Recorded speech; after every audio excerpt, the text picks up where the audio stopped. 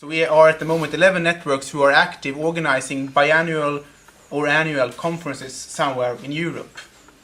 And these conferences looks a bit different, of course, depending on what kinds of area and which persons are there.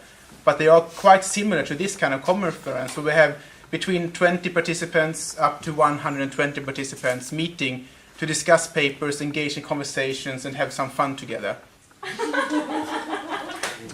Go on. This is at an ESREA Network Conference. As you can see, there are many people laughing and all seems jolly. You can see Andreas Feyes, the ESREA secretary, talking to the group. Some shots were taken by the audience itself, fooling around with my digital video camera. Well, if you think this is how a conference starts, you will be disappointed, because these shots were taken right at the end, at the very last session. Now, let's go to the first day of this conference, a couple of days earlier.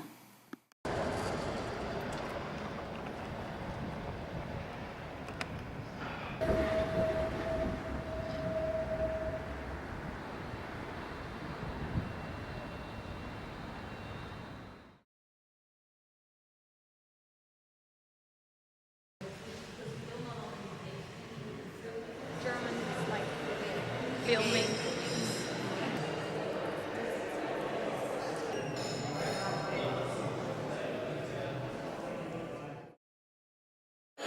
Well, I remember one of the first conference I went to, actually. It was the first paper I ever gave, and I didn't know anybody. I mean, it's just a story I suppose everybody knows. It was just like standing awkwardly around in between the sessions and then giving the paper. I couldn't remember anything of what I've said, and then trying to answer the questions. But I met some very nice people and I'm still in touch with them, so it was a very positive and good experience. When we went to Poland last year to the ESREA Conference, we met someone from the ESREA Conference in the hostel we were staying. We agreed to meet to go together to the conference. But her English is not so good.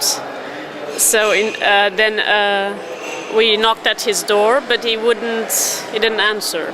So we went to the conference, and then later she talked to him and she said, I scream at the door for you to answer, but ice cream is ice cream, yeah. Let me think. My first conference, I was so stressed.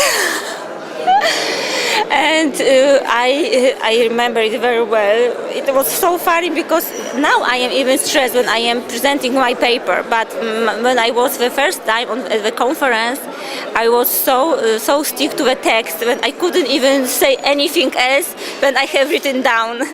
What really bothers me most about the networking thing is fear. Because you'll see, if anybody who keeps their eyes open today, you'll see a lot of people who are scared. And particularly the new people, and they won't have anybody to talk to. If you see anybody standing around hanging on to a cup of coffee and trying to work out how to make drinking a cup of coffee really, really long and slow and hard work, then that person is scared. And it's our job not to let them stay scared. Ich glaube, ich habe immer dann Netzwerke zu bauen versucht, wenn ich mich in der Situation gefühlt habe, wo ich eher schwächer, zurückhaltend auf Dinge reagieren musste und Menschen brauchte, die mit mir zumindest die Dinge diskutierten, die mir problematisch geworden waren. Ich kann mal sagen, was meine erste größere Konferenz in Deutschland, speziell zu meinem Wissenschaftsbereich, nämlich Erwachsenenbildung war. Und da war ich eher so ein bisschen erschrocken, weil ich das Gefühl hatte, die hauen alle so aufeinander ein. Das ist wie so eine Schlangenbrut, die sich irgendwie nicht wohlgesonnen ist. Maybe because it's of Polish culture that when people are giving some critics to your paper, you take the critics to yourself. And maybe it's not funny, but it's very. But I learned a lot that it doesn't matter that the critics are good for your development and not for to show you that you are bad or something like that. Even if you speak with a community of researchers and you use the same language and more or less you understand each other, if you don't know the background of the history, of the culture, of the place the people come from, you are very limited with understanding the other people. I give you an example of the early 1920 years in Austria, in Vienna. Vienna was a place of of education, and there was a group of scientists called the Vienna Group. They did a lot of work of education, of adult education, of political adult education with workers. And what they got out, there were more than 10,000 workers who know about the relativity theory, which the bourgeois Prussians did not know actually. And that was a fantastic learning process. That was something like evaluation, and people of lower classes, working class people, were very proud of knowing that. I give you two names, Neurath and Silsel, who were fantastic in this. And I mean, that was, a process of learning, which was something like a movement. And we have to create a movement of acceptance of normal and ordinary people's learning processes. And then the situation will change in new dimension, to informal learning, to everyday learning, and this will be accepted then. Okay.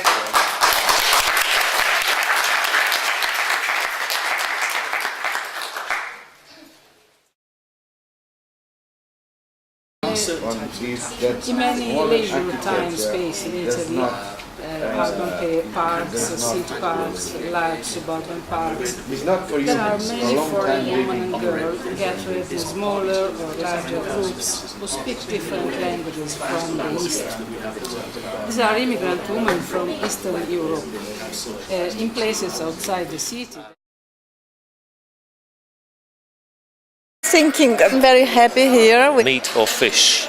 Have a presentation and finish it. I love you. Banana. That's a nice question. Supportive. My presentation. The panel discussion. Japanese people. And the camera D.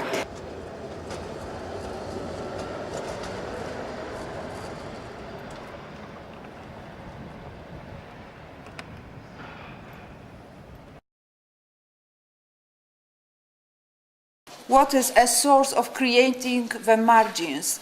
Or maybe we can ask who creates the margins? So these are some voices of the researchers who are dealing with a problem of poverty, and we're trying to deal with it using social capital, both as a concept and as a social potential. There has to be developed a way of research that looks at really both sides and try to bring those two together, because I think there won't be any solution, or there won't be any development if the concentration is on one side. If we talk about social capital, we have to think about this part of the social space. We should think about the different kind of social capital, and he refers to a bonding, linking and bridging capital, and he claims that what poor people have is quite intensive bonding capital because of this surviving issue. Mainly investigating informal learning processes, but in different kind of areas. And memory as well, but above all, social. I see the connection between biography and communities, and this community, where they are, about the identity. It was very important because, as you said, people. Thank you so much for your coming here to Magdeburg, and we are very happy that we are welcome the new participants, but also we are warmly welcome to the old participants, and hope to meet you all in Sevilla next year. So we are very proud that we keep this network, which is not very strong, but it is weak, but there are a lot of but as you remember, Peter are hard words, so it is very good and very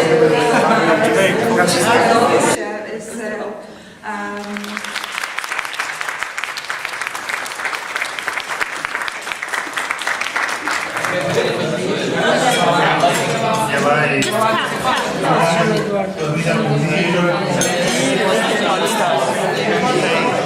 are of soul of my life.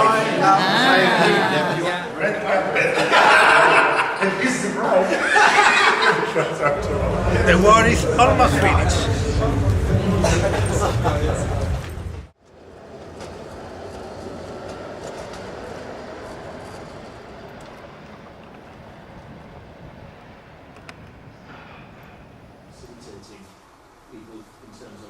Some more parallel sessions, some more coffee breaks.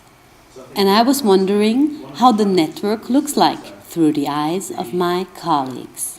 The developing paradigm around kind of critical creativity, which is about engaging in the creative.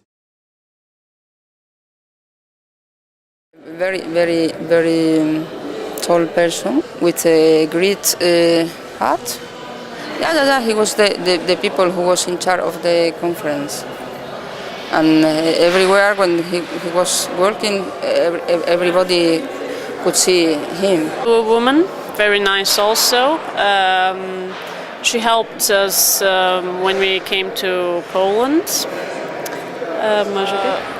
Always skirts normally.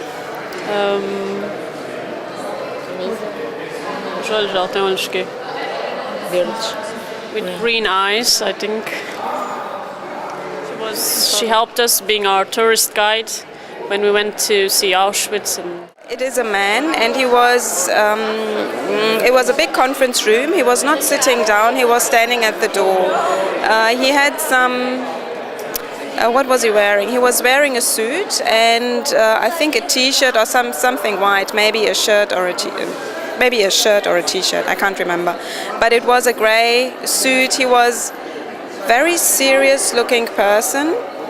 And in a way, he excluded himself because he was not joining in the group. Everybody was sitting down, but he was standing at the door.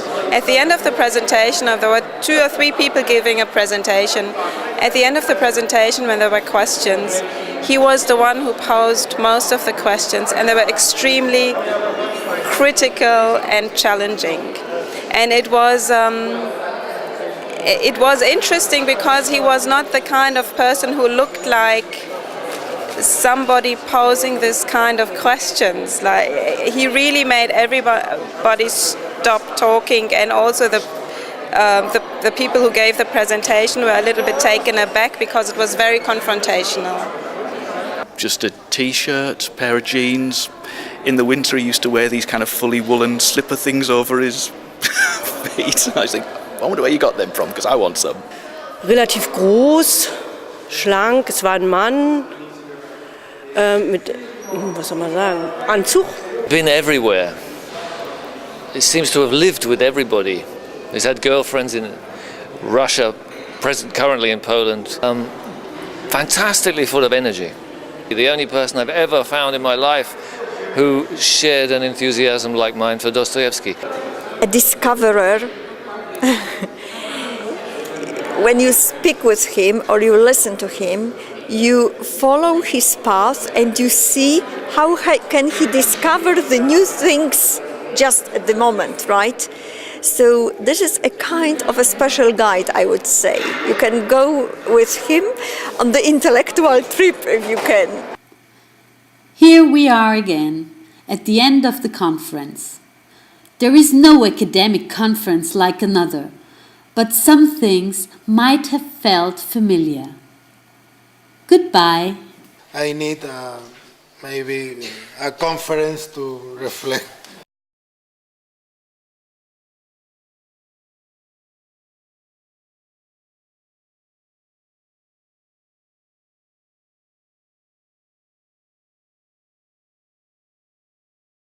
It comes from burba, which is like fight. Or maybe if the hands is in the camera, she can do some gestures. Because it's of Polish culture that when people are giving some critics to your paper, you take the critics to yourself. Grüß Gott.